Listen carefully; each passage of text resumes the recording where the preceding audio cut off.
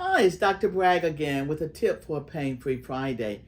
Often I'm asked, when should I use ice, Dr. Bragg? And I tell people you want to use ice during the first 72 hours after an injury.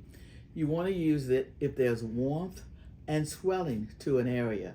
Now, when I say warmth, it means you may feel a little warm in that area, but if you have redness, that may imply that you're infected and you need to go and see your doctor. And so, but you can use ice during the first 72 hours. A lot of times people say, but I would rather use heat, Dr. Bragg. So we would. Heat increases blood flow to the area. But just think about it. If you had to take a bubble bath, most of us would rather take a warm bubble bath than a cold bubble bath. But if you injure yourself, you need to use ice and use it during the first 72 hours. Now, you can get a gel pack, which is an excellent way of ice in an area. Oftentimes, we may want to put a little ice in a Ziploc bag and use that. And usually that won't do the trick as well as a gel pack. But you can take some ice and wrap it up in a towel and apply it to that area. And don't use the ice more than about 10 to 15 minutes, and you should be able to see some relief. Now, we always use ice with an acute or new injury, something that just happened.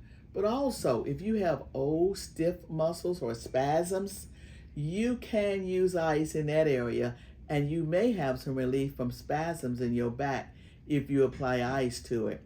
Now, if you're diabetic, you need to make sure that you don't keep the ice on too long.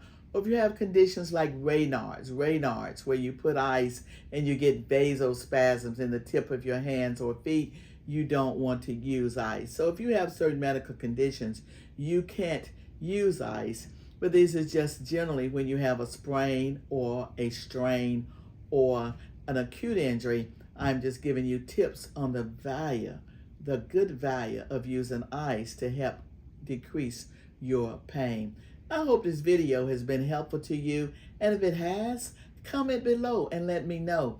And you know what? Next week, I'm going to talk about when you use heat. So stay tuned for next week when we talk about heat. But I hope you've learned about the value of ice today, and please subscribe and send this video to a friend.